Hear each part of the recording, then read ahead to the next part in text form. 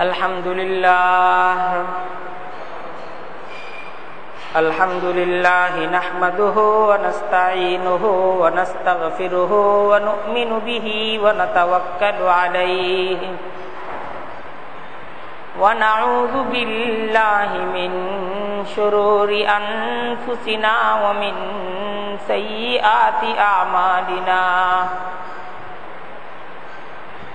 من يهده الله فلا مضل له ومن يضلله فلا هادي له ونشهد أن لا إله إلا الله وحده لا شريك له ونشهد أن سيدنا ومولانا محمدا عبده ورسوله أما بعد فأعوذ بالله من الشيطان الرجيم بسم الله الرحمن الرحيم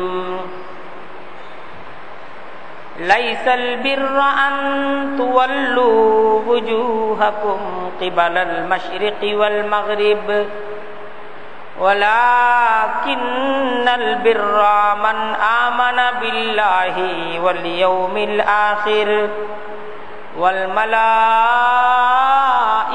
والكتاب والنبيين وآتى المال على حبه ذوي القربى واليتامى والمساكين وابن السبيل والسائلين وفي الرقاب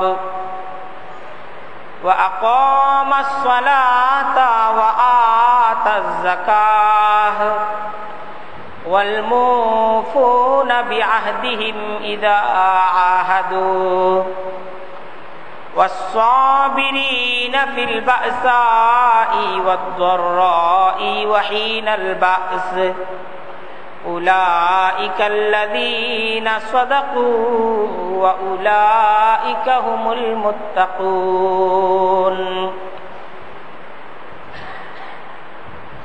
سبحانك لا علم لنا إلا ما علمتنا إنك أنت العليم الحكيم رب اشرح لي صدري ويسر لي أمري واحلل عقدة من لساني يفقه قولي আল্লাহ তাআলার দরবারে লাখো কোটি শুকরিয়া আজকের এই জুমার খুতবার মজলিসে তিনি আমাদেরকে জুমার আজানের সাথে সাথে একত্রিত করে দিয়েছেন। শত কোটি দরুদ এবং সালাম প্যারা নবী হযরত মুহাম্মদ মুস্তাফা সাল্লাল্লাহু আলাইহি ওয়াসাল্লামের উপর আল্লাহ তাআলা যার উম্মত করে আমাদেরকে সৌভাগ্যবান করেছেন।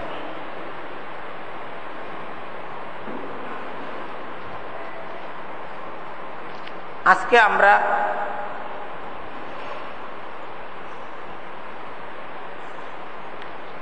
দ্বীনি ইলম অর্জন করা এবং নেকির পথে চলা এই বিষয়কে সামনে নিয়ে কিছু আলোচনা করব। দেখেন, প্রত্যেকটি মুসলমানের জন্য ইলমে দ্বীন অর্জন করা, একটু মাইকের আওয়াজটা দেখেন, আওয়াজের প্রতিধ্বনি আসতেছে। প্রত্যেকটা মুসলমানের জন্য দ্বীনের ইলম অর্জন করা এটা একটা ফরজ জিম্মাদারি।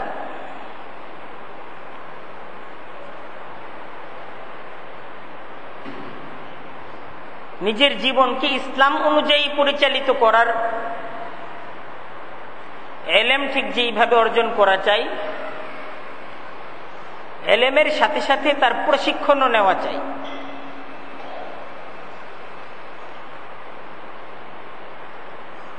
এটা আমাদের সকল শ্রেণীর মানুষদের জন্যই এটা জরুরি। নিজের জীবনকে ইসলাম অনুযায়ী পরিচালিত করা এটা এমন একটা জিম্মাদারি,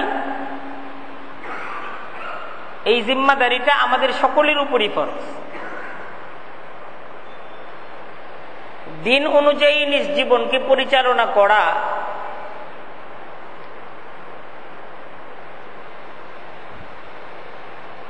এটা সমাজের একজন আলেম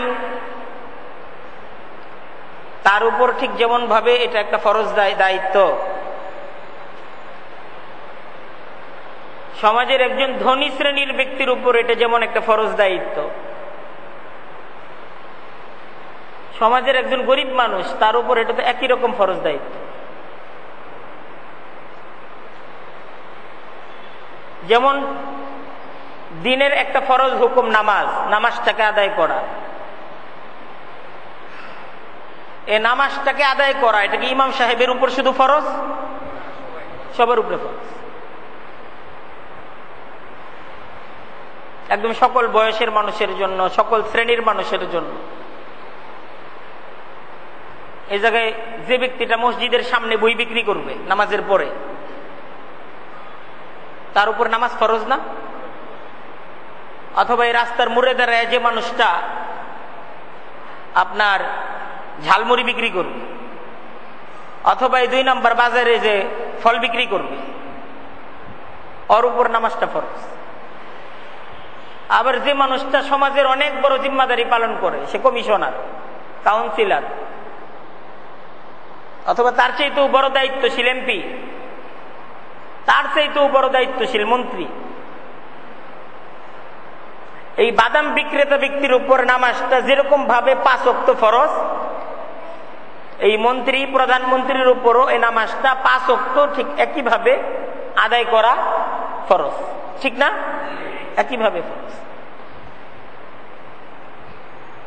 এই নামাজের মতো ধর্মের আরো যত জিম্মাদারি আছে, হালাল খাওয়া, হারাম থেকে বাঁচা,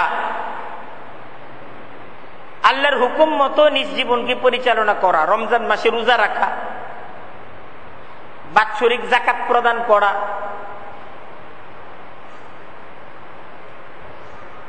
এটা ফরজ।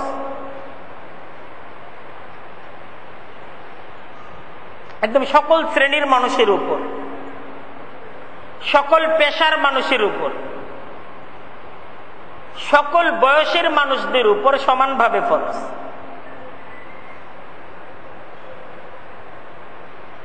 এলমে দ্বীনকে অর্জন করা এবং দিন অনুযায়ী নিজ জীবনকে পরিচালনা করা। এখন এলমে দ্বীন আসলে কি বিষয়? আমরা যে দ্বীন বিষয়টা বলি, ইসলাম,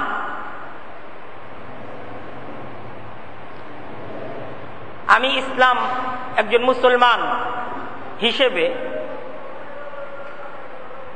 আমাদের মুসলমানদের যে একটা ধর্মীয় গ্রন্থ আছে কোরআন শরীফ, এই কোরআন শরীফের তেলাওয়াতটা সহিভাবে শিখা এটা আমাদের জন্য একটা জরুরি বিষয় না? মুসলমান সহিভাবে কোরআন শরীফের তেলাওয়াত শিখাটা, আমার ছেলেটা যে মুসলমান, আমার উপর এটা একটা জিম্মাদারি, তাকে সহিভাবে কোরআন শরীফের তেলাওয়াতটা অন্ততপক্ষে শিক্ষা দেওয়া, এটা একটা ফরজ কাজ। এ কাজটা এমন কাজ না যে আমি অবহেলা করলাম, আমি একটু শিথিলতা করলাম, শিখাইলাম না, পরে সে শিখা নিবে। এটা অবহেলা করার মতো বিষয় না। একজন ব্যক্তি কোরআন শরীফ সহিভাবে পড়তে পারে,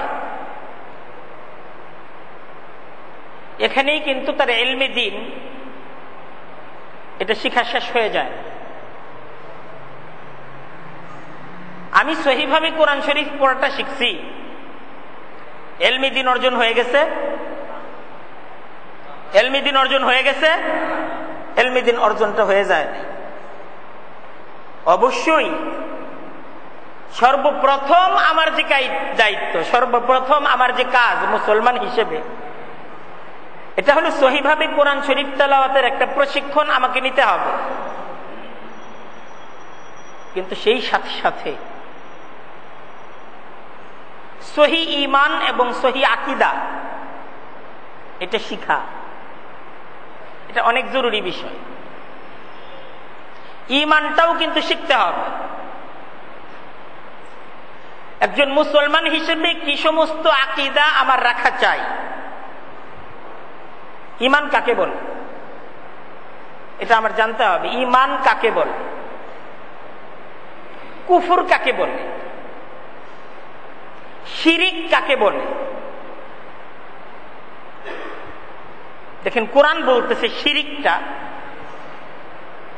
এটা মারাত্মক ধরনের অপরাধ।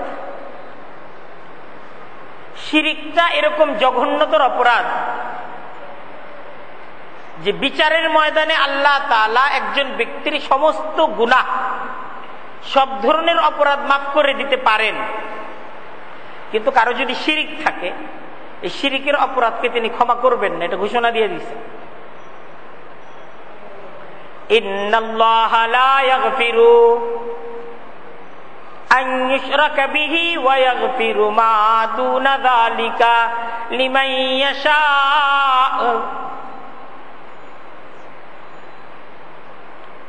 ইন্নাল্লাহা লা ইয়াগফিরু আন ইউশরাকা বিহি,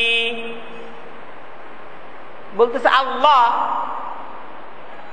লা ইয়াগফিরু আন ইউশরাকা বিহি, তার সাথে যদি শরীক করা হয়, কাউকে যদি শিরিকটা করা হয়, এই অপরাধটা তিনি মাফ করবেন না।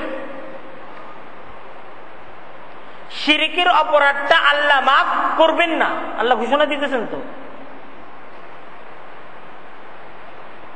আল্লাহ কোরআনে এটা পরিষ্কার ঘোষণা করে দিয়েছেন, শিরিকের অপরাধটা আমি মাফ করব না, এটা হবে না, মাফ হবে না। ওয়ায়াগফিরু মা দুনা যালিকা লিমান ইয়াশা।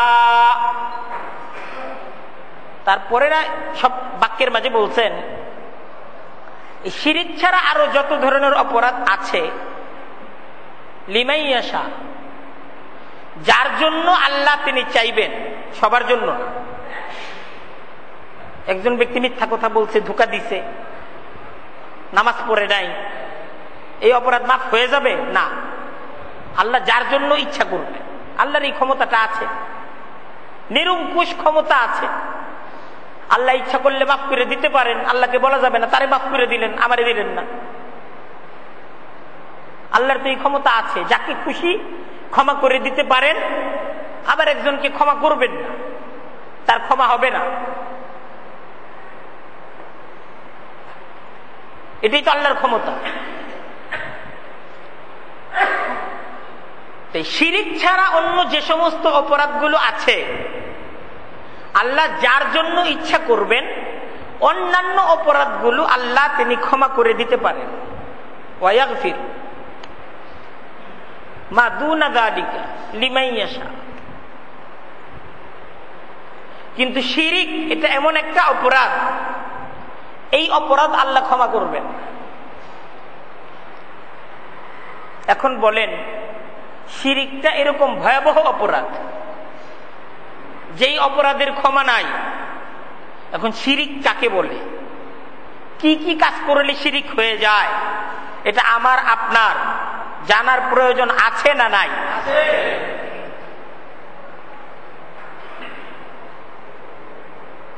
আমার আপনার পরিবার, আমার আপনার সমাজ, আমার আপনার সন্তান, এর কিন্তু এই জিনিসটা শিক্ষা দেওয়া চাই। না শিখাইলে তো সে জানবে না। আপনি যদি শিক্ষা না দেন, সে কোথা থেকে শিখবে? আমি যদি একটা বিষয় জানি, আপনাদেরকে না জানাই, আপনারা কোথা থেকে জানবেন? এই বিষয়টা শিখতে হবে, বিষয়টা শিক্ষা অর্জন করতেই হবে।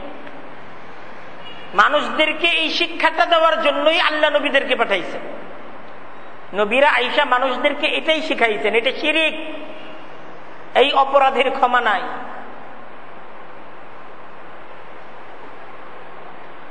ঠিক এরকম আরেকটা অপরাধ হলো কুফর। কুফর। ইন্নাল্লাযীনা কাফারু মিন আহলিল কিতাবি ওয়াল মুশরিকিনা ফি নারি জাহান্নাম খালিদিনা ফিহা উলাইকা হুম শাররুল বারিয়াহ। ইন্নাল্লাযীনা কাফারু মিন আহলিল কিতাবি ওয়াল মুশরিকিনা ফি নারি জাহান্নাম খালিদিনা ফিহা উলাইকা হুম শাররুল বারিয়াহ। দেখেন এই আয়াতগুলো কোরআনের আয়াত। এই আয়াতগুলোর প্রত্যেকটা অক্ষরে অক্ষরে আমরা যখন পড়তেছি নেকি হইতেছি। আপনারা যারা শুনতেছেন প্রত্যেকটা অক্ষর যে শুনতেছেন কি হচ্ছে? নেকি হচ্ছে। অনেক দামি এই আয়াতগুলো, অনেক দামি। কিন্তু আরেকটা বিষয়, এই আয়াতগুলোর দ্বারা আল্লাহ তাআলা যে জীবন ব্যবস্থার দিকে আমাকে আপনাকে ডাকছে, যে ইসলামের দিকে আমাকে আপনাকে ডাকছে, যে ঈমানের দিকে এই আয়াতগুলোর দ্বারা আল্লাহ আমাকে আপনাকে দাওয়াত দিছেন, এই ঈমান, এই ইসলাম আমি আপনি যদি গ্রহণ না করি, এই আয়াত পড়লে নেকি হবে? নেকি হবে? একজন ব্যক্তি ইসলাম গ্রহণ করলো না, ঈমান গ্রহণ করলো, ও কোরআন শরীফের আয়াত শুনলো, পড়লো, লাভ আছে? আর উত্তর দেন না, লাভ আছে? লাভ নাই তো।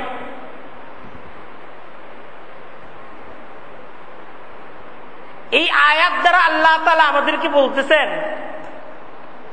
ইন্নাল্লাযীনা কাফারু মিন আহলিল কিতাবি ওয়াল মুশরিকিনা, যে সমস্ত ব্যক্তিরা কাফের হয়ে গেছে, এরা মুশরিক কাফের হোক আর আহলে কিতাব কাফের হোক। অনেকে আছে শিরিক করে, আবার অনেকে আছে কিতাব পাইছে কিন্তু তারপরেও কুফরি করে। তার সামনে কোরআন আছে কিন্তু কুফরি করে। কোরআন পড়ে কিন্তু কোরআন পড়ার পর কুফরি করে। এই কুফরির অপরাধ যে সমস্ত ব্যক্তিরা করবে, আল্লাহ তাদের ব্যাপারে নিজে সিদ্ধান্ত জানিয়ে দিচ্ছেন, ফি নারি জাহান্নাম খালিদিনা ফিহা, এদেরকে চিরকালের জন্য, চিরজীবনের জন্য জাহান্নামের আগুনের মাঝে থাকতে হবে। উলাইকা হুম শাররুল বারিয়াহ, আল্লাহ বলতেছেন এরা আমার সৃষ্টির সবচাইতে নিকৃষ্ট ব্যক্তি। শাররুল বারিয়াহ, সৃষ্টির মাঝে সবচাইতে নিকৃষ্টতর এরা। কারা? যারা কুফরি করে।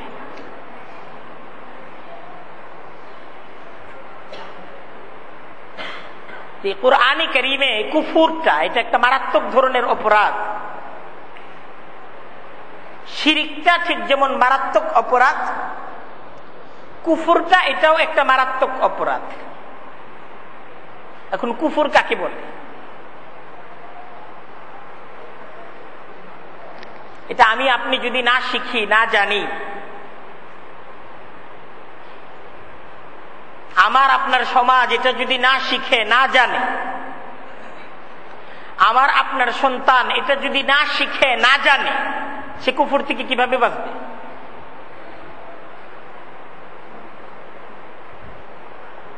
আমার আপনার চলাফেরায়, কথাবার্তায়, কাজে করবে, ইবাদত উপাসনায় কুফরি হচ্ছে কি হচ্ছে না, এটা আমি আপনি যদি না জানি কুফর কাকে বলে, তাহলে আমি বুঝবো কিভাবে যে আমি কুফরি করতেছি?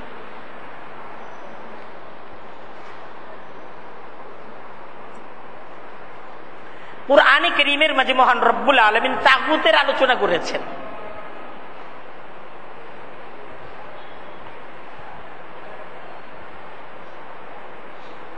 ঈমানের সাথে সাথে তাগুতের আলোচনা করেছে। দেখেন আল্লাহ বলতেছেন, কাদ তাবায়্যানার রুশদু মিনাল গায়্যি قد تبين الرشد من الغي فمن يكفر بالطاغوت ويؤمن بالله فقد استمسك بالعروة الوثقى لا انفصام لها والله سميع عليم قد تبين الرشد من الغي আল্লাহ বলতেছেন আমার নবীর মাধ্যমে, আমার পাঠানো কিতাবের মাধ্যমে কোন পথটা হেদায়েতের পথ আর কোন পথটা গুমরাহির পথ, এটা তোমাদের কাছে আমি পরিষ্কার করে দিছি। তোমাদের কাছে এখন আর বিষয়টা অস্পষ্ট না। আমার কিতাবের মাধ্যমে, আমার নবীর শিক্ষার মাধ্যমে এখন তোমরা জানো কোনটা আমার পথ আর কোনটা আমার পথ না, এটা তোমরা জানো। আমরা কেউ বলতে পারবো যে কোনটা যে আল্লাহর পথ বুঝতে পারতেছি না, এটা বলার সুযোগ আমাদের সামনে আছে? আরে বলেন না, আছে? এই সুযোগটা তো নাই। আল্লাহর কিতাব আছে। কোনটা যে আল্লাহর পথ এটা আপনি যদি বুঝতে চান, আল্লাহর কিতাব তো আছে। এই কিতাবটা তো আমার কিতাব না, এই কিতাবটা কোনো মানুষের লেখা কিতাব না, এই কিতাবটা আল্লাহর কিতাব। যেখানে আল্লাহর কিতাব আছে আপনি কিভাবে বলবেন যে আল্লাহর পথ কোনটা? এটা তো আমি বুঝতে পারলাম, কিভাবে বলবেন আপনি? আল্লাহর কিতাব তো অবিকৃত অবস্থায়, সুরক্ষিত অবস্থায় আপনার পর্যন্ত পৌঁছেছে, আপনার সন্তান পর্যন্ত পৌঁছেছে, আপনার সমাজ পর্যন্ত পৌঁছেছে, আপনার পরিবার পর্যন্ত পৌঁছেছে, আপনার রাষ্ট্র পর্যন্ত পৌঁছেছে। আপনার সমাজ, আপনার পরিবার, আপনি নিজে জানেন এটাই আল্লাহর কিতাব, এটা অবিকৃত এবং সুরক্ষিত অবস্থায় আমার কাছে পৌঁছেছে। এর মাঝে কোনো পরিবর্তন হয়নি, একটা অক্ষর, একটা নুক্তায় পর্যন্ত কোনো পরিবর্তন নেই। এটা ঠিক যেভাবে নাজিল হয়েছে সেইভাবেই সুরক্ষিত আছে। আপনি যদি আল্লাহর কিতাব পড়েন, আল্লাহর পথ আপনি জানবেন না? জানবেন না? আল্লাহর কিতাব তো আপনি জানবেন, আল্লাহর কিতাব পড়ার সাথে সাথে জানবেন। এখন আল্লাহর কিতাব আছে, আপনি আল্লাহর কিতাব পড়লেন না, আপনি মানুষের বানানো কিতাব পড়লেন, ওইটা কি শিখলেন?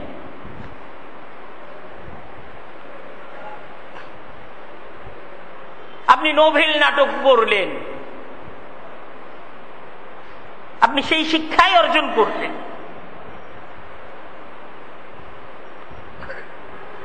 আপনার কাছে আল্লাহর কিতাব সুস্পষ্ট অবস্থায় থাকার পরও আল্লাহর দেয়া জীবন ব্যবস্থাকে আপনি গ্রহণ করলেন না,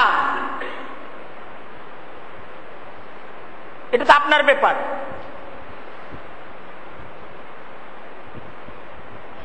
কিন্তু আল্লাহর তরফ থেকে আপনার কাছে সত্য পৌঁছানোর যে জিম্মাদারি ছিল, সে জিম্মাদারি আল্লাহ তাআলা নবী পাঠানোর মাধ্যমে, কিতাব আপনার কাছে পৌঁছানোর মাধ্যমে আল্লাহ সে জিম্মাদারি পূরণ করেন নাই? করেন নাই? আল্লাহ করছেন। আল্লাহ তাই বলতেছেন, আত্তাবায়ানার রুশদু মিনাল গায়ি, অবশ্যই হেদায়েতের পথ আর গুমরাহির পথ কিন্তু পরিষ্কার। কোন পথটা আমার পথ আর কোন পথটা গুমরাহির পথ, পথ ভ্রষ্টতার পথ, দুইটা পথ কিন্তু পরিষ্কার। আমার পথ আর গুমরাহির পথ কিন্তু এক না, এক এক এক। ফামান ইয়াকফুর বিত-তাগুত ওয়া ইউমিন বিল্লাহি ফাকাদ ইসতামসাকা বিল উরওয়াতিল ওয়াসকা লা ইনফিসামা লাহা ওয়াল্লাহু সামিউন আলীম। ফামান ইয়াকফুর বিত-তাগুত, আল্লাহ তাগুতের কথা বলতেছেন। এখন যারা তাগুতকে অস্বীকার করবে, কাকে অস্বীকার করবে? তাগুতকে অস্বীকার করবে, বলবে না আমি তাগুত মানি না। যারা বলবে ওয়া ইউমিন বিল্লাহি, আর যারা আল্লাহকে মানবে, তাগুত মানবে না। কাকে মানবে? আল্লাহকে মানবে। একটা পথ হলো তাগুতের দেয়া পথ, আর আরেকটা পথ হলো আল্লাহর দেয়া পথ। আল্লাহ এটাই বলতেছেন, দুইটা পথ তো পরিষ্কার। এই পথ আল্লাহর পথ না, এই পথ তাগুতের পথ। তুমি তো বুঝো, তোমার কাছে তো পরিষ্কার। এই পথ আল্লাহর পথ না, এই পথ মানুষের বানানো পথ। আর এই পথ আল্লাহর পথ, এই পথটা মানুষের বানানো পথ না। তোমার কাছে কিন্তু পরিষ্কার, তোমার কাছে কিন্তু সুস্পষ্ট। ফামান ইয়াকফুরু বিত-তাগুতি ওয়া ইউমিন বিল্লাহি, যারা আল্লাহকে বলবে আল্লাহ তোমাকে মানি, আর তাগুতকে বলবে তোমাকে মানি না, ফাকাদ ইসতামসাকা বিল উরওয়াতিল বুসকা, আল্লাহ বলতেছেন তারাই কিন্তু মজবুত রশিটাকে আঁকড়ে ধরলো, তারাই কিন্তু সফলতার রশিটাকে আঁকড়ে ধরলো, তারাই কিন্তু কামিয়াবির রশিটাকে আঁকড়ে ধরলো। আল্লাহ বলতেছেন আল্লাহু ওয়ালিয়ুল্লাযীনা আমানু,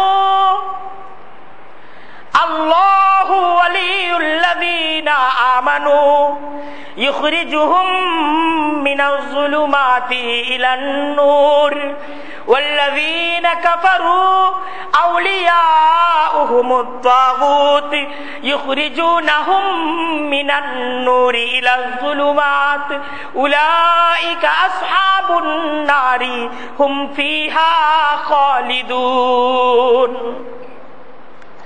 আল্লাহু ওয়ালিয়ুল্লাযীনা আমানু, যারা আল্লাহকে মানার সিদ্ধান্ত গ্রহণ করলো, যারা আল্লাহর পথে চলার সিদ্ধান্ত গ্রহণ করলো, আল্লাহর দেয়া জীবন ব্যবস্থাকে যারা মেনে নিল, আল্লাহ বলতেছেন আল্লাহু ওয়ালিয়ুল্লাযীনা আমানু, যারা ঈমানের পথ ধরলো, আল্লাহর দেয়া জীবন ব্যবস্থাকে ধরলো, আল্লাহু ওয়ালিয়ুল্লাযীনা আমানু, ঈমানদারদের জন্য আল্লাহ তিনি বন্ধু হয়ে যান।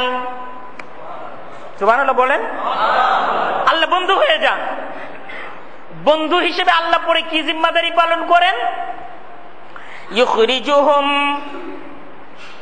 ইখরিজুহুম মিনাজ যুলুমাতি ইলান নূর, এরা যদি কখনো কোনো অন্ধকারের মাঝে আটকা পড়ে যায়, ইমানদার ব্যক্তি এমন হইতে পারে না কোন অন্ধকারে আটকা পড়ে গেল, সে ঈমান আনছে, আল্লাহর পথে চলার সিদ্ধান্ত গ্রহণ করছে, কিন্তু অন্ধকারের মাঝে আটকা পড়ে গেছে।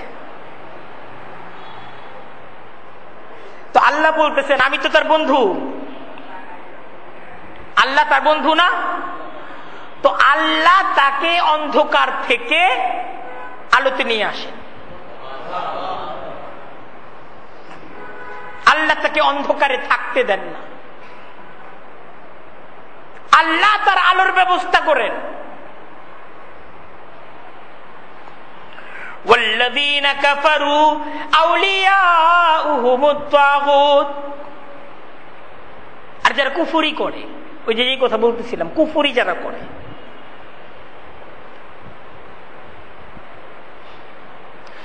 যারা কুফরি করে, আউলিয়াউহুমুত তাগুত, আল্লাহ তাদের বন্ধু হন না, তাদের বন্ধু হয় হলো তাগুত।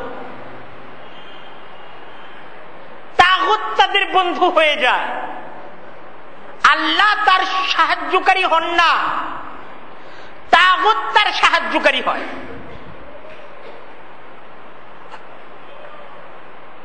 আর তাগুত কি করে? ইখরিজুনাহুম মিনান নূরি ইলাজ যুলুমাত, তাগুত তাকে অন্ধকারে রাখে। তাগুত তাকে কোথায় রাখে? আর উত্তর দেন কোথায় রাখে? অন্ধকারে রাখে। কখনো যদি এমন হয় সে আলোর মাঝে চলে আসে,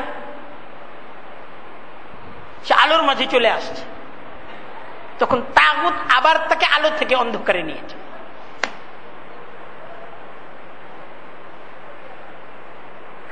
আপনি যখন ঈমান শিখবেন, ঈমানের পথ ধরবেন, কখনো যদি অন্ধকারে আপনি আটকা পড়ে যান, আল্লাহ নিজ জিম্মাদারিতে এই অন্ধকার থেকে আপনাকে আবার আলোতে নিয়ে আসবে।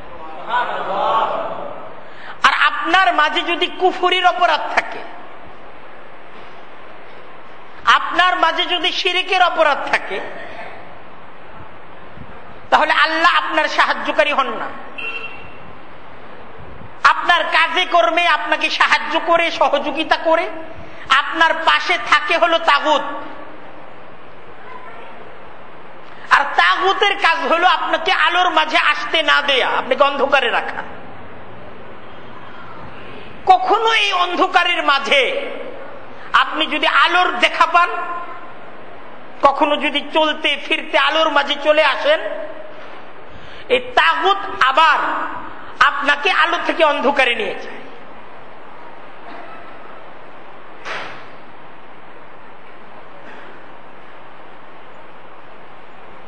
উলাইকা আসহাবুন নার।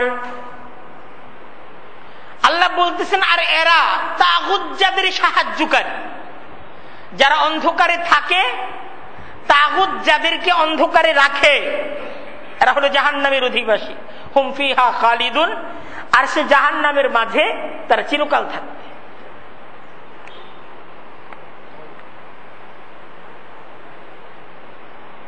এখন বুঝতে হবে এই তাগুতটা কাকে বলে।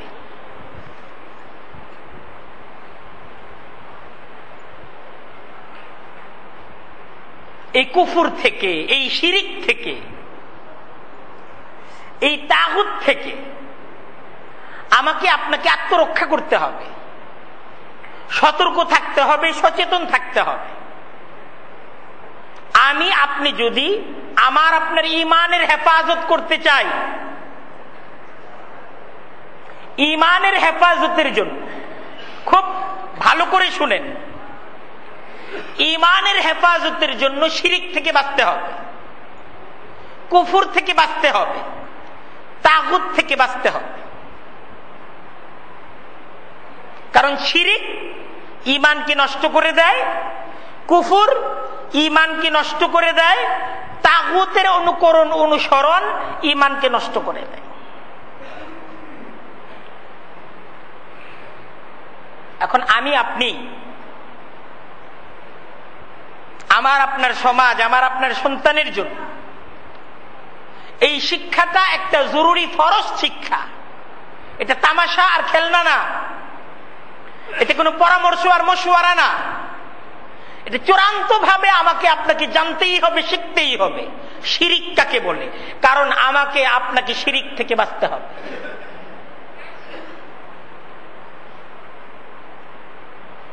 আমাকে আপনাকে শিখতেই হবে, জানতেই হবে কুফর কাকে বলে, তাগুত কাকে বলে। এ সমস্ত বিষয়গুলো শিখতে বুঝতে আমি আপনি যদি ভুল করি, আমার আপনার ঈমান ভুলের উপর আছে। কারণ আমি এখনো পর্যন্ত ঈমান কাকে বলে জানি না।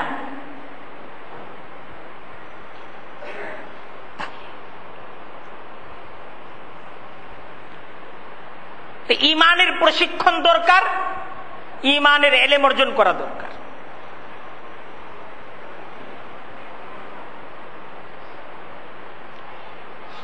আমাদের দ্বীনি ইলম অর্জন করার মাঝে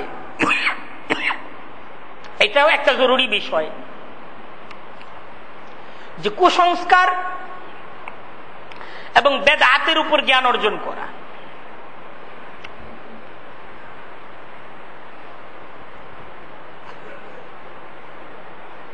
কারণ আমি আপনি যখন আল্লাহকে আমার আপনার মাবুদ হিসেবে গ্রহণ করে নিয়েছি, নবী মুহাম্মদুর রাসূলুল্লাহকে আমার আপনার একমাত্র মুর্শিদ হিসেবে গ্রহণ করে নিয়েছি, যে আমি এখন থেকে উপাসনা করব কার? আল্লাহ। আর উপাসনা করব যে আমার মুর্শিদ, আমার পথ প্রদর্শক কে? মুহাম্মদুর রাসূলুল্লাহ সাল্লাল্লাহু আলাইহি ওয়াসাল্লাম। এই বিষয়টা চূড়ান্ত তো? এই বিষয়টা চূড়ান্ত না কোনো কথা আছে? ইবাদত করতে হবে কার? আল্লাহর। এটা নিয়ে তো আর কোনো দ্বিমত নাই। আচ্ছা, তরিকায় কার তরিকায়? রাসূলুল্লাহর তরিকায়। এটা নিয়ে কোনো দ্বিমত আছে? কোনো কথা আছে? কথা নাই। তাহলে এখন আমাকে আপনাকে জানতে হবে, এই বিষয়টা চূড়ান্ত ভাবে পরিষ্কার ভাবে জানতে হবে যে এই ইবাদতটা করতেছি, এই ইবাদত করার হুকুমটা আল্লাহর তরফ থেকে আছে কিনা, মুহাম্মদুর রাসূলুল্লাহর তরিকায় এই ইবাদতটা আছে কিনা জানতে হবে। এটা আল্লাহর রাসূল এই ইবাদত করতেন কিনা এটা জানতে হবে।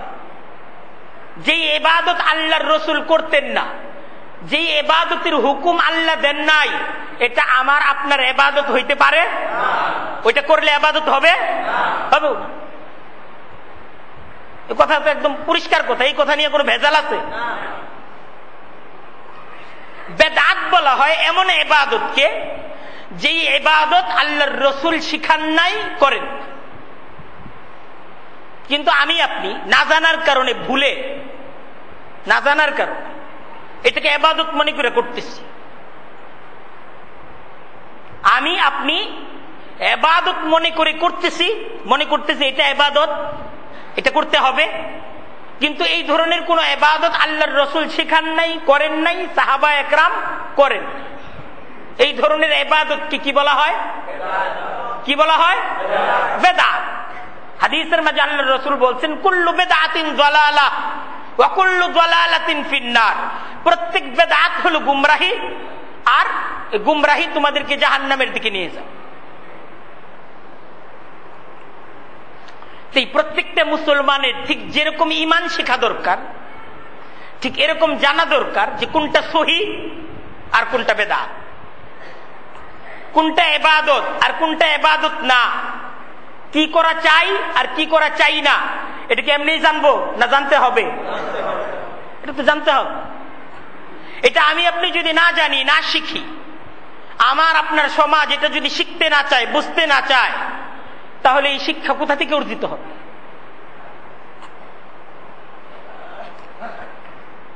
এটাও একটা শিক্ষার বিষয় পাওয়া গেল। এবং এই যে এই শিক্ষাটা অর্জন করা, এটা কেমন আপনাদের কাছে কি মনে হয়? এটাকে জরুরি না জরুরি না? এটা একটা জরুরি বিষয়। কিন্তু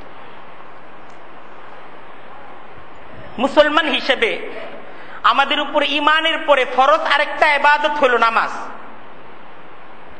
এই নামাজের জন্য আবার জরুরি আরেকটা কাজ হলো পবিত্রতা। অপবিত্র অবস্থায় যদি নামাজ পড়া হয়, নামাজ হবে না। এই পবিত্রতার মাসাইল জানা, কিভাবে পবিত্র হতে হয়, কোন অবস্থায় কিভাবে, এই পবিত্রতার জ্ঞানটা আমার আপনার অর্জন করা, এটা তো জরুরি। পবিত্রতা ছাড়া তো নামাজ হবে না। আমার আপনার সন্তানের জন্য পবিত্রতার জ্ঞান অর্জন করাটা, যে নিজে কিভাবে পবিত্র হব, আমার কাপড় কিভাবে পবিত্র হবে, আমার ঘর কিভাবে পবিত্র হবে। নামাজের জন্য প্রথমেই মনে করেন শরীর পাক হইতে হয়, কাপড় পাক হইতে হয়, জায়গা পাক হইতে হয়। এই তিনটা জিনিস পবিত্র হওয়া জরুরি না? এখন আমি নিজে কিভাবে পাক হব, আমার কাপড় চোপড় কি হইলে অপবিত্র হয়ে যায়, আর কিভাবে এটাকে পবিত্র করতে হয়, একটা জায়গা কি সমস্ত ঘটনা ঘটলে এই জায়গাটা অপবিত্র হয়ে যায়, আর এই জায়গাটা অপবিত্র জায়গাকে পবিত্র করার পদ্ধতি কি, এটাকে এমনি শিখবো না শিখতে হবে? শিখতে হবে। এটা একটা এলেম, এটা একটা জ্ঞান, এবং এ সমস্ত জ্ঞানগুলো মুসলমানদের জন্য অর্জন করাটা জরুরি, যেহেতু সে মুসলমান। আপনি নামাজ পড়বেন, এই নামাজটা কিভাবে পড়বেন এটাও তো শিখতে হবে। আপনি শিখলেন না কোনোদিন নামাজটা কিভাবে পড়তে হবে, আপনি দেখে দেখে শিখলেন।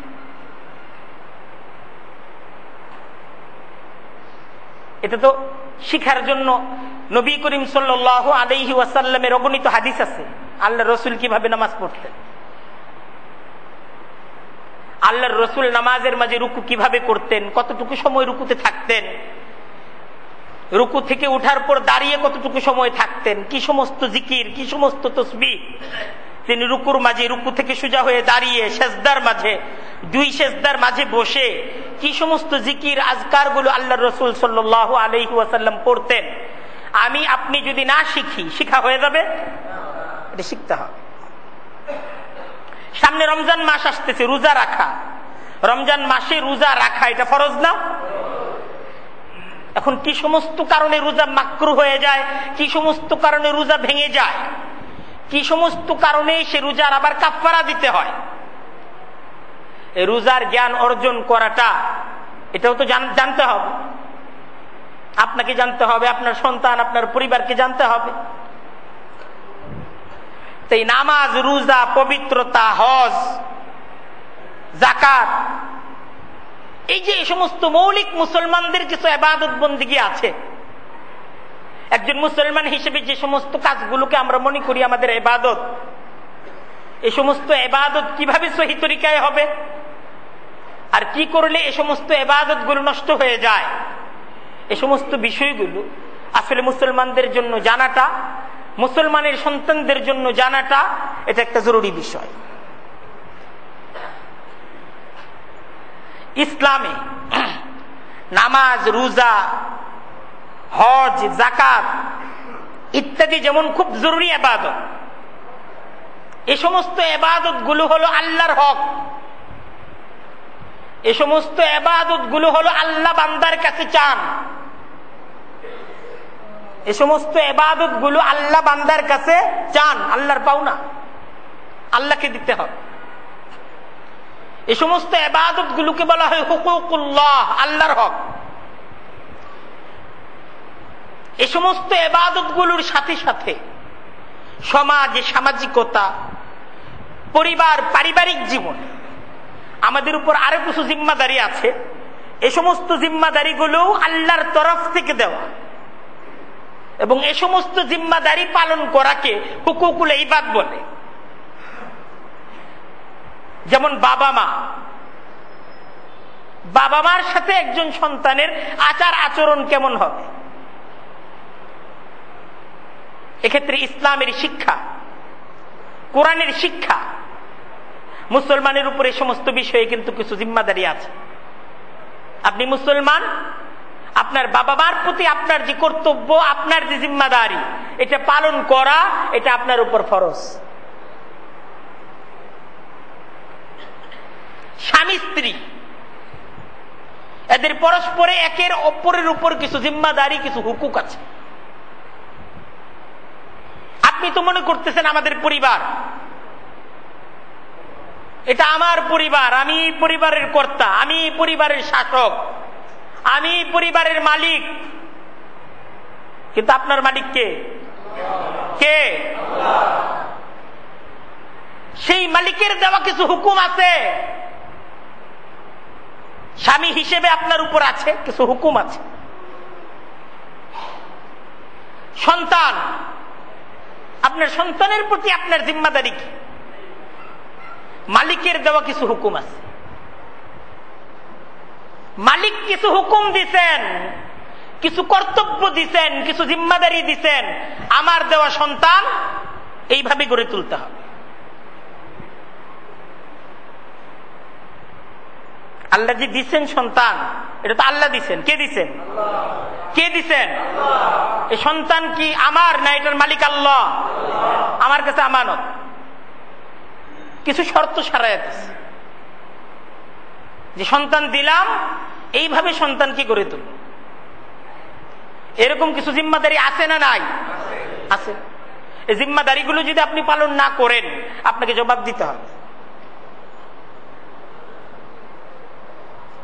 আপনার কর্মচারী বেতন দিয়ে রাখছেন, আপনি মুনিব, তো মুনিবের উপরে এই কর্মচারীর ব্যাপারেও কিছু জিম্মাদারি আছে, কিছু দায়িত্ব আছে। আপনার পাড়া প্রতিবেশী, এদের উপর আপনার কিছু জিম্মাদারি আছে, কিছু দায়িত্ব আছে। আপনার আত্মীয় স্বজন, এদের উপর আপনার কিছু কর্তব্য, কিছু দায়িত্ব আছে। আপনার বাড়িতে মেহমান আসছে, ইসলাম মেহমানের কদর করার ব্যাপারে আপনার উপর কিছু জিম্মাদারি দেয়। আপনার মতো আপনার ইচ্ছায় হবে না। ইসলাম যেভাবে বলছে, ইসলাম আপনার কাছে যা চায় সেই অনুযায়ী আপনার মেহমানের কদর করা, আপনার মেহমানের মেহমানদারি করা, এক্ষেত্রে আল্লাহ রসুল সাল্লাল্লাহু আলাইহি ওয়াসাল্লামের সুন্নত একটা তরিকা আছে, আছে না? সুন্নত একটা তরিকা আছে। আপনার মুর্শিদ যেহেতু রাসূলুল্লাহ সাল্লাল্লাহু আলাইহি ওয়াসাল্লাম, আপনি যেহেতু তাকেই আপনার আদর্শ, আপনার পথ প্রদর্শক হিসেবে মানেন, তিনি মেহমানের মেহমানদারিটা কিভাবে করতেন, এক্ষেত্রে তার আদর্শ কি, তার অনুসৃত নীতিটা কি, এটাকে আপনার সামনে রাখতে হবে। আপনি মুসলিম, আপনার সমাজে কিছু মানুষ আছে বিধর্মী। মুসলমানদের বিধর্মীদের উপরও কিছু জিম্মাদারি আছে। মুসলমান শুধু মুসলমানের হক আদায় করবে, এটা ইসলামের শিক্ষা না। ইসলামের শিক্ষা, তুমি মুসলমান, তোমার সমাজে যে সমস্ত লোকগুলো বিধর্মী আছে এদের উপর তোমার কিছু জিম্মাদারি আছে, যে জিম্মাদারিগুলো একজন মুসলিম হিসেবে তোমাকে পালন করতে হবে।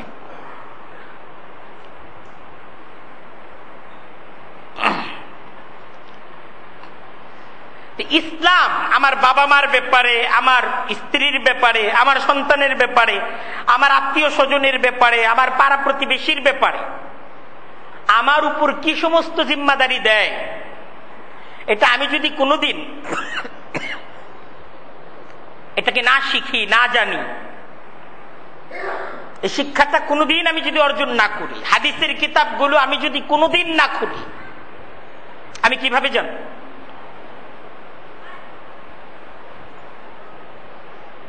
আমার সন্তান কিভাবে জানবে? তাকে যদি আমি শিক্ষা না দেই, কোথা থেকে জানবে?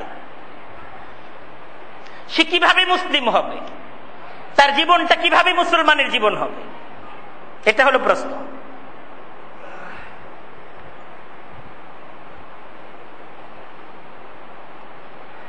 এই সমস্ত জ্ঞানগুলো অর্জন করাই হলো ইলমে দ্বীন অর্জন করা। ইলমে দ্বীন অর্জন করা যে ফরজ, এর অর্থ হলো এই সমস্ত জ্ঞানগুলো, এই সমস্ত জ্ঞান কুরআনে কারীমের তেলাওয়াত শিক্ষা থেকে নিয়ে শুরু করে ইবাদত শিক্ষা, সমাজ শিক্ষা, সামাজিকতা শিক্ষা, আচার আচরণ শিক্ষা, এরকম কি আমার যে ঘর, আমার ঘরটাকে আমি কিভাবে সাজাবো, আমার বাবা, আমার দাদা, আমার নানা, আমার নানু, আমার দাদু, এরা আজকে পৃথিবীতে নাই, এদের সবার ছবিগুলোকে ফুলের মালা দিয়ে আমি ঘরের মাঝে সাজিয়ে আমার ঘরটাকে সজ্জা করতাম। বিভিন্ন প্রাণীর ছবির দ্বারা আমার ঘরটাকে আমি সাজালাম। না, একজন মুসলমান তার ঘরকে কিভাবে সাজাবে?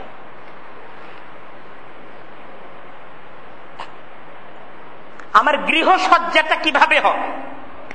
আমার ঘরের ডেকোরেশনটা কিভাবে হবে? এ ব্যাপারে দ্বীনি ইলম অর্জন করতে হবে। দ্বীনি ইলম অর্জন করা ফরজ, আর ইলম অনুসারে চলাই হলো নেকির কাজ। ইলম অনুযায়ী চলাটা এটাই হলো নেকির কাজ।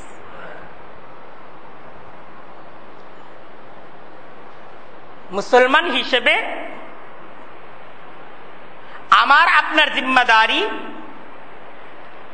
সার্বক্ষণিক দিনের উপর চলা, সার্বক্ষণিক দিনের উপর চলা। এমন না যে সপ্তাহে একদিন, জুমার দিন, জুমার আজানের পর থেকে জুমার নামাজ শেষ হওয়া পর্যন্ত এই সময়টা মসজিদের পরিবেশে কাটানো, এটাই শুধু আমাদের জিম্মাদারি। সবসময় দিনের উপর চলা। বছরে 1 মাস দিনের উপর চলা,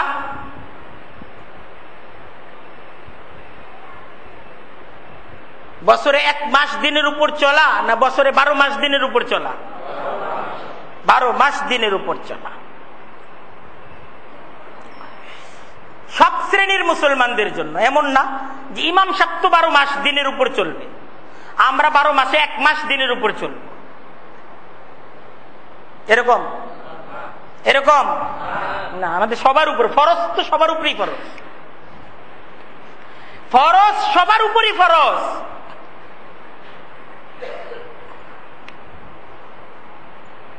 সকল অবস্থায় সর্বক্ষেত্রে দিন অনুযায়ী চলা চাই। নামাজটা, নামাজ দিনের যে একটা ফরজ বিধান, এটা প্রতিদিনই আদায় করা চাই, প্রতিদিন আদায় করা চাই। আমরা অপেক্ষায় থাকি রমজান মাসে নামাজ আদায় করব, শবে বরাতের রাতে নামাজ আদায় করব, শবে মেরাজের রাতের নামাজ কি, এটা আমরা অনেকে খুঁজি। আরে শবে মেরাজের রাতের নামাজ হইল এই 5 ওয়াক্ত নামাজ পড়া। শবে মেরাজের রাতের নামাজ কি? আর উত্তর দেন না। শবে মেরাজের রাতের নামাজ কি? 5 ওয়াক্ত নামাজ পড়া। আল্লাহ রসুল সাল্লাল্লাহু আলাইহি ওয়াসাল্লাম মেরাজ থেকে এই 5 ওয়াক্ত নামাজ নিয়ে আসছে। কয় ওয়াক্ত নামাজ? এই 5 ওয়াক্ত নামাজ প্রতিদিন আদায় করা, এটা হলো মেরাজের নামাজ। এর বাইরে আর কোন নামাজ নাই। আমরা বছরে একদিন না, তো আমাদের উপর আল্লাহ তাআলা ফরজ যেটা করছেন এটা তো প্রতিদিন ফরজ। আল্লাহ তো এটা চান না বছরে একদিনের জন্য তোমরা মুসলমান হও, বা বছরে 1 মাসের জন্য তোমরা মুসলমান হও। আল্লাহ তো চান আমি আপনি প্রতিদিন প্রতি সময় মুসলমান থাকি। আমার যেন প্রত্যেকটা কদম মুসলমান অবস্থায় অগ্রসর হয়, এটা আল্লাহর আমার কাছে আপনার কাছে চাওয়া।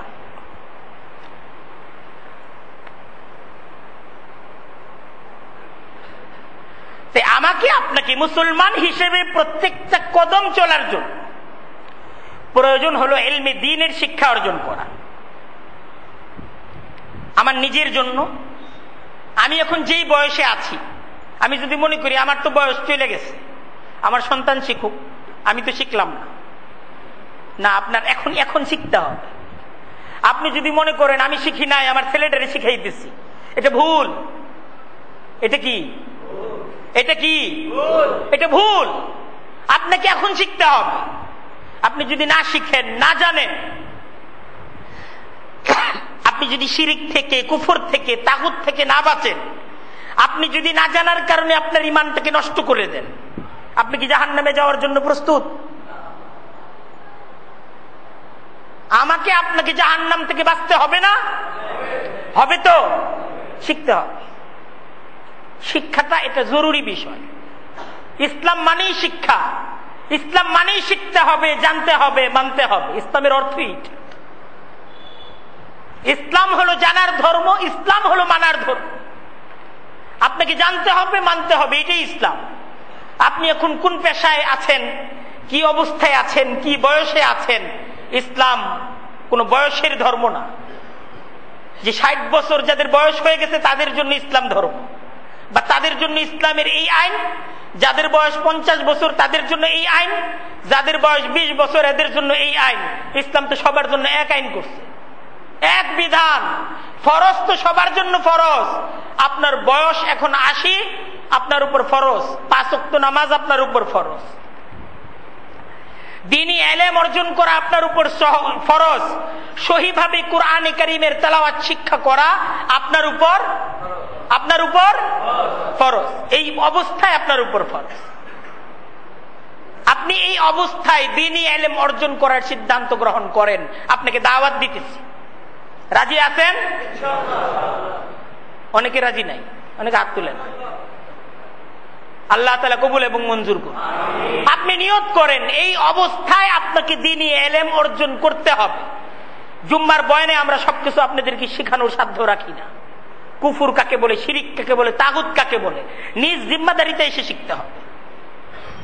আমরা আমাদের মসজিদে আসার নামাজের পর আপনাদের জন্য, মুরব্বীদের জন্য, যুবক ভাইদের জন্য কোরআন এবং দ্বীন শিক্ষার যে আসরের ব্যবস্থা করেছি আপনাদের সবার জন্য।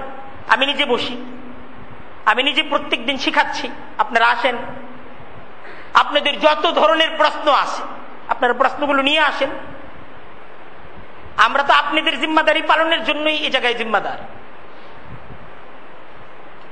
আর আপনাদের সন্তানদেরকে শেখানোর সিদ্ধান্ত গ্রহণ করেন। আপনি এই বয়সে শিখতেছেন, আপনার সন্তান ওই বয়সে শিখবে, এটা চান আপনি? আপনি শিখেন নাই, আপনার বয়স হয়ে গেছে 50 বছর। এখন আপনি যে সিদ্ধান্ত গ্রহণ করেন, আমার বাবা আমাকে শিখায় নাই, আমিও আমার ছেলেটি শিখাবো না, ওর যখন 50 বছর হবে নিজের দায়িত্বে শিক্ষা নিবে, এটা চান? এটা চান? আপনার সন্তানকে, আপনার সন্তানের এই ছোট অবস্থায় সে যখন বুঝতে শিখতেছে, তাকে নেকির বুঝ শিক্ষা দেন, সে যেন গুনাহে অভ্যস্ত না হয়। সে গুনাহ শিখার আগে তাকে নেকি শিক্ষা দেন, সে গুনাহ শিখার আগে তাকে নেকি শিক্ষা দেন, সে গালি দেওয়ার আগে, গালি শিখার আগে তাকে সৎ কথা শিক্ষা দেন, তাকে নেকির কথা শিক্ষা দেন।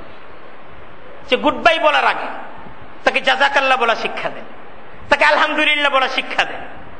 ইসলামী পরিভাষাগুলো সে যখন কথা শিখতেছে তখন থেকে তাকে শিক্ষা দেন। তার বুঝ শক্তি তৈরি হওয়ার আগে তাকে কোরআন শিক্ষা দেন। আপনার ছেলের যেই বয়সটা খেলাধুলার বছর, যে বয়সটা খেলাধুলায় আর কার্টুন দেখে তার চলে যাবে, আপনি পারেন আপনার সন্তানটাকে সেই বয়সের মাঝে কোরআন কারীমের হাফেজ হিসেবে তৈরি করতে। আপনার সন্তান যখন কোরআনের হাফেজ হবে, প্রত্যেকটা আয়াত সে কোরআন কারীমের পড়বে, বাবা হিসেবে আপনি কি তার নেকি পাবেন না? আরে পাবেন না? আপনার সন্তান তো বড় হবে, 13 বছর 14 বছর বয়স তার হয়ে যাবে, দেখবেন 13-14 বছর বয়সে আপনার ছেলে কিছুই হয় না, ক্লাস 6-এ পড়ে, আনের 7-এ পড়ে, কিন্তু ক্লাস 6-7-এই সে পড়বে। আপনি তাকে কোরআন সহিভাবে শিক্ষা দিয়েছেন, তার আমল আখলাক ভালো, তার কথাবার্তাগুলো ভালো, আপনি বাবা হিসেবে আপনার প্রতি তার শ্রদ্ধাবোধ ভালো, সমাজ আত্মীয় স্বজনের সাথে তার আচরণ সুন্দর, এমন একটা সন্তান হিসেবে আপনি যদি আপনার সন্তানকে গড়ে তুলতে চান, আপনার সন্তানকে কোরআন শিক্ষা দেন, কোরআনী শিক্ষালয়ে আপনার সন্তানকে পাঠায়া দেন। পাঠান, সাহস করেন, আপনি সাহস করেন, আপনার সন্তানকে আপনি কোরআন শিক্ষা দেওয়ার সাহস করেন। এর অর্থ হলো জাহান্নাম থেকে, জাহান্নামের আগুন থেকে আপনি আপনার নিজেকে, আপনার পরিবারকে, আপনার পরবর্তী প্রজন্মকে আপনি মুক্তির ফিকির করবেন। দাওয়াত দিতেছি সবাইকে। তাই আমরা আমাদের এই মসজিদকে কেন্দ্র করে কোরআন শিক্ষার যে ব্যবস্থা করছি শিশুদের জন্য, আপনাদের জন্য, আমাদের সন্তানের জন্য, আমরা সবাই নিয়ত করি যে আমাদের সন্তানগুলো সর্বপ্রথম যখন কথা শিখবে সাথে সাথে কোরআন শিখবে। এ নিয়ত করতে রাজি আছি না ইনশাআল্লাহ? কারা কারা রাজি আছি? আল্লাহ তাআলা তৌফিক দান, আল্লাহ সকলকে তৌফিক দান করুক। আমরা সুন্নতটা পড়ে নিই, তারপর আরো কিছু কথা আছে।